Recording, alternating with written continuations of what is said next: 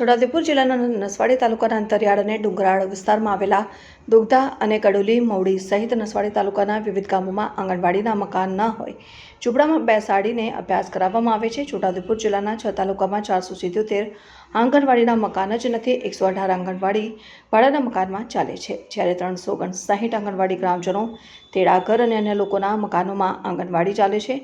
વિકાસ મોડલની વરવી વાસ્તવિકતા આંગણવાડીઓના મકાન પણ સરકાર બનાવી શકતી નથી। છોટાઉદેપુર જિલ્લાના નસવાડી તાલુકાના અંતરિયાળ અને ડુંગરાળ વિસ્તારમાં આવેલ દુગધા અને હડોલી મવડી સહિત નસવાડી તાલુકાના વિવિધ ગામોમાં આંગણવાડીના મકાન ન હોય તો ઝૂંપડામાં બેસાડીને અભ્યાસ કરાવવામાં આવે છે।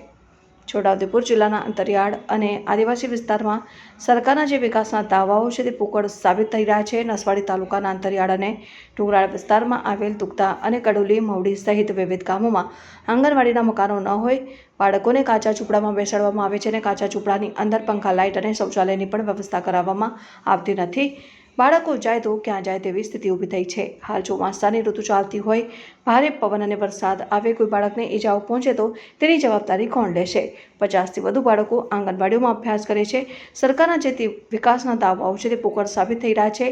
બાળકો માટે પ્રથમ પગથિયું કહેવાય તેવી આંગણવાડીનું મકાન ન હોય અને બાળકોને કાચા ઝૂંપડામાં બેસાડીને અભ્યાસ કરાવવામાં આવે છે, ત્યારે સ્થાનિક લોકોને આગેવાનો માંગ કરે છે કે સરકાર વહેલી તકે આંગણવાડીનું નવીન મકાન બનાવે તેવી આ વિસ્તારના લોકોની માંગ ઉઠવા પામી છે। જ્યારે આ બાબતે વિભાગના અધિકારી જિલ્લા પ્રોગ્રામ ઓફિસર કે.એન. પટેલે જણાવ્યું કે છોટાઉદેપુર જિલ્લામાં 1182 જેટલી આંગણવાડીઓ આવેલી છે, જેમાં 705 આંગણવાડીના સરકારી મકાન છે, જ્યારે ભાડાના મકાન 118 છે અને ખાનગી મકાનોમાં 359 જેટલી આંગણવાડીઓ ચાલે છે અને ખાનગી મકાનમાં ચાલતી આંગણવાડી વિવિધ યોજનાઓ હેઠળ નવીન બનાવવાની પ્રક્રિયા આયોજન કરવામાં આવેલ છે, એમ જિલ્લા પ્રોગ્રામ ઓફિસરે જણાવ્યું। રિપોર્ટર મોહસિન સુરતી, છોટાઉદેપુર।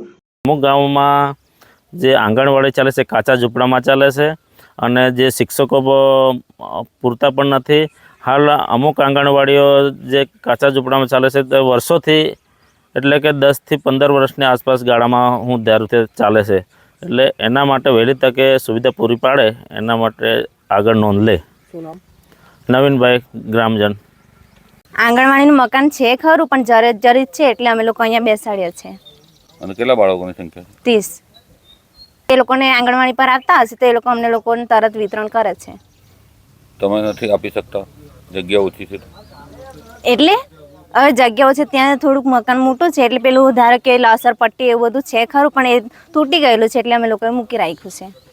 કેમ નથી આવતા રમવા બાળકોને? એ તો હવે ઉપરથી આવે તો ને એ લોકો આપે।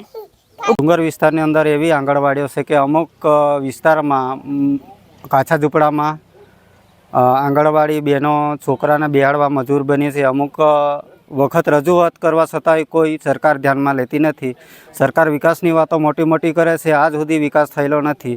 અમારા વિસ્તારમાં અમુક પ્રાથમિક શાળા બી એવી છે કે શિક્ષકની ઘટ છે, શિક્ષક બી નથી મળતા અને શિક્ષણની અંદર છોકરા વધારે હોય, શિક્ષણની ભવિષ્ય અમારા છોકરાના ભવિષ્ય બગડતા હોય અને આંગણવાડીમાં એક પરિસ્થિતિ છે કે આ કાચા મકાનમાં બેસાડવું, કાચા મકાનમાં નાસ્તો પાણી રાખવું, કાચા મકાનમાં રમકડા સાધન રાખવું એ બી બહેનો માટે તકલીફ છે અને અમારા બાળકો માટે બી તકલીફ છે।